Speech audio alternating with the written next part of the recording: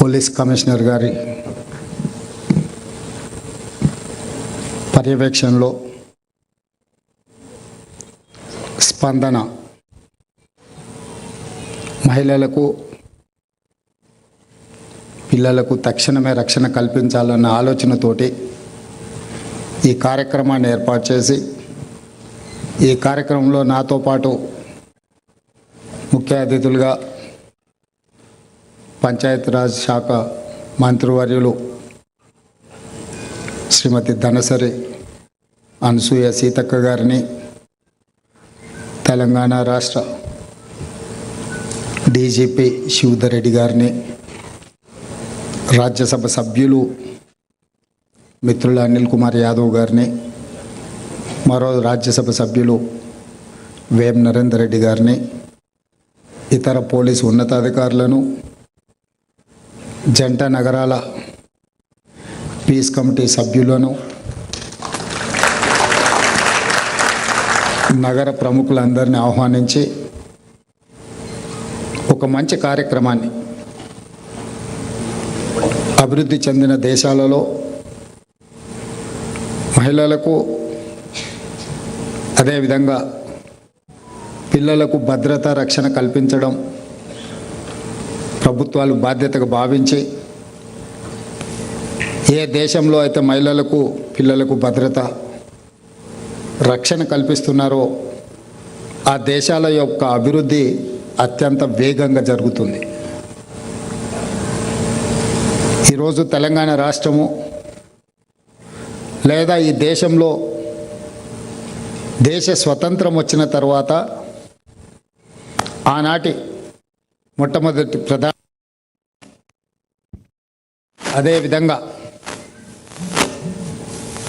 Doctor Babasaheb Ambedkar గారు, మహాత్మా గాంధీ గారు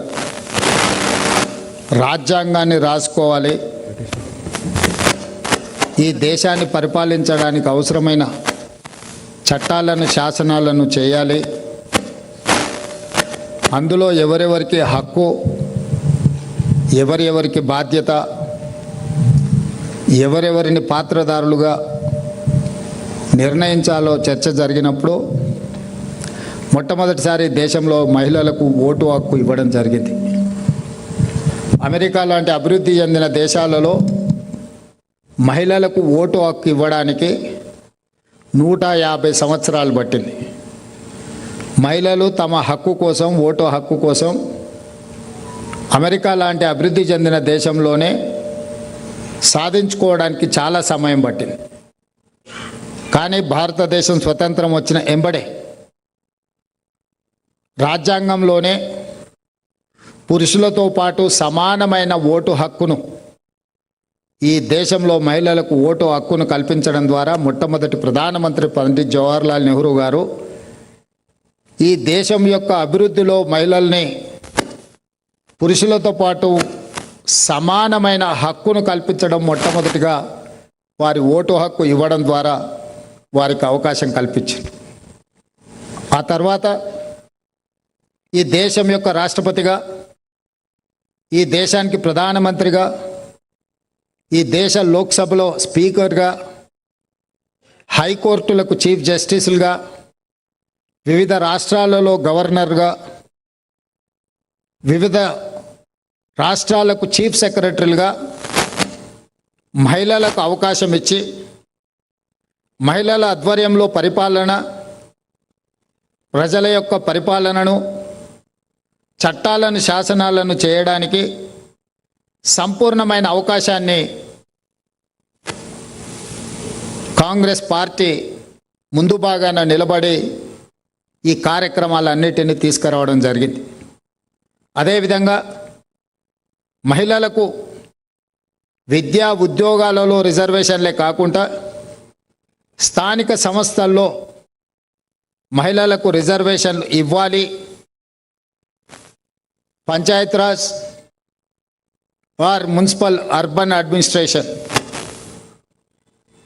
rural and urban local బాడీస్లో మహిళలకు రిజర్వేషన్లు ఇవ్వడం ద్వారా సర్పంచులుగా, ఎంపీపీలుగా, జిల్లా పరిషత్ చైర్పర్సన్స్గా, మున్సిపల్ కౌన్సిలర్లుగా, కార్పొరేటర్స్గా, మున్సిపల్ చైర్పర్సన్స్గా, మేయర్లుగా స్థానిక సంస్థలలో మహిళలకు అవకాశం ఇవ్వడం ద్వారా పరిపాలనలో వాళ్ళని భాగస్వాములను చేసే ప్రయత్నం కాంగ్రెస్ పార్టీ తీసుకొచ్చింది. మొట్టమొదట చట్టసభలలో కూడా, శాసనసభలో, లోక్సభలో మహిళలకు రిజర్వేషన్లు అందించాలి అని 2013లో రాజ్యసభలో బిల్లును ఆమోదింపజేయడం ద్వారా ఈ రాష్ట్రంలో, ఈ దేశంలో శాసనాలను చెయ్యాలి, శాసనాలను అమలు చెయ్యాలి అంటే మహిళల యొక్క ప్రాతినిధ్యం ఉండాలి, చట్టాలు శాసనాలలో వాళ్ళ భాగస్వామ్యం ఉండాలి అని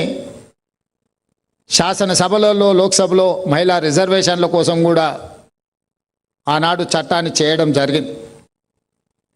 ఈ రోజు వరకు కొన్ని అంశాలలో మహిళల పట్ల కొంత వివక్ష ఈ సమాజంలో ఉన్నది. ఇది ఒక్క రోజులో మార్పు తీసుకురావాలనుకుంటే వచ్చేది కాదు. సతీ సహగమనం నుంచి పరిణామ క్రమంలో ఈరోజు మహిళలు స్వేచ్ఛగా తమ అభిప్రాయాలను చెప్పుకునే సమాజాన్ని మనం చూస్తూనే ఉన్నాం. ఈరోజు ఈ సమాజం, ఈ రాష్ట్రం అభివృద్ధి జరగాలి అని అంటే మహిళలకు రక్షణ కల్పించాలి, చిన్నపిల్లలకు భద్రతను ఇవ్వాలి అనేది మా ప్రభుత్వం బాధ్యతగా భావించింది. అందుకే గత ప్రభుత్వాలు సి టీమ్స్ ప్రవేశపెడితే ఎక్కడైనా మహిళల పట్ల వివక్ష ప్రదర్శించినా, మహిళల పట్ల అవహేళనగా మాట్లాడినా శిక్షించడానికి అవసరమైన సి టీమ్స్ను మనం గతంలో ఏర్పాటు చేసుకోవడం జరిగింది.